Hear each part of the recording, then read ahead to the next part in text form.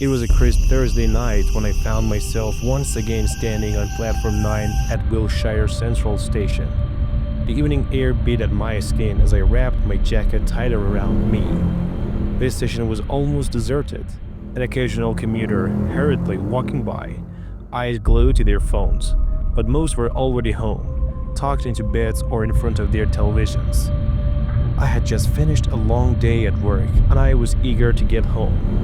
The 12:47 a.m. train was always the quietest, a haven for those who preferred solitude, away from the hustle of rush hour crowds. I was used to the certainty of it, the rhythmic hum of the tracks, the slow, hypnotic sway from the train.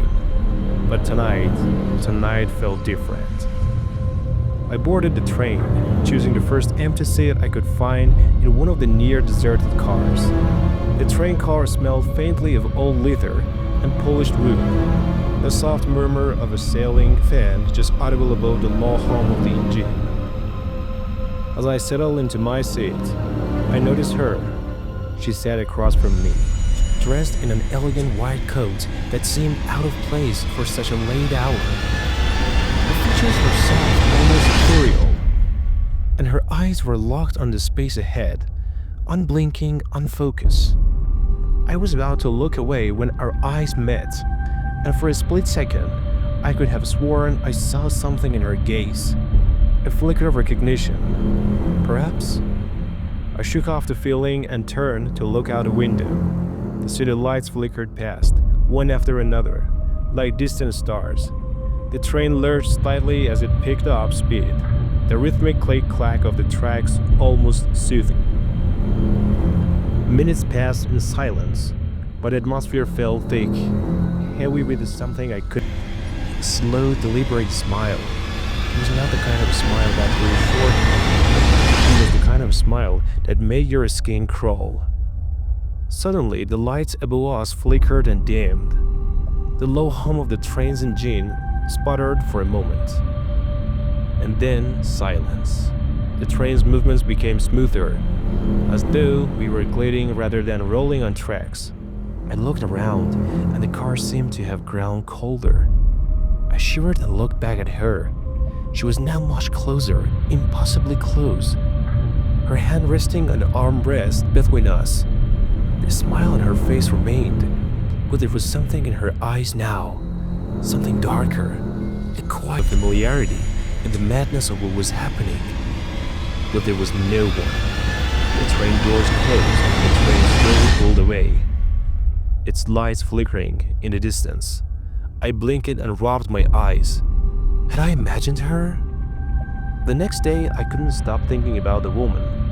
The encounter played over and over in my mind, each time growing more surreal. That night, I decided to investigate. The train station had been in operation for decades, so I began my search with old records, hoping to find some clue to explain what had happened. What I discovered was beyond anything I had expected. An old newspaper article dated back to 1997 told the story of a woman determined to get to the bottom of this. I returned to the station the following night. The train's schedule hadn't changed, and there I was, standing at the platform once again. The chill in the air was heavier tonight, the usual sense of calm replaced by an unsettling tension. When the train arrived, I hesitated before boarding. As the doors opened, I felt a strange sensation of being watched. The car was dark, nearly empty, save for one passenger. My heart skipped a bit as I saw her again. She sat in the same seat, across from me, wearing the same white coat. This time, she didn't smile. She didn't even acknowledge my presence. Instead, she stared at me, unblinking, her eyes filled with a sorrowful emptiness. I looked away, but I couldn't shake the feeling that the train was moving differently now. The tracks beneath us seemed to hum louder, the city lights outside slipping into a blur, until they disappeared completely. The train was no longer moving through the city. It was gliding through the darkness. The air grew colder, and the sound of the tracks disappeared. In its place, a haunting silence settled. broken only by the sound of my breathing. I turned to her, about to speak, when she finally moved. Her hand reached out toward me with closed eyes. "Do you understand now?" she whispered, her voice low and echoing, as if coming from somewhere far away.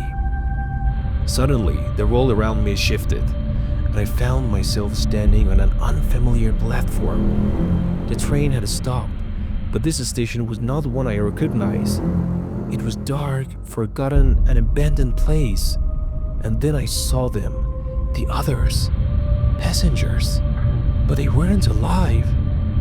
Their faces were etched with confusion, fear, and sorrow, just like hers. The woman's voice echoed through the empty station. "They were all like you, and now so are you." I realized the truth. The last train wasn't just a way to get from point A to point B. It was a portal, a passage between worlds, between the living and the dead.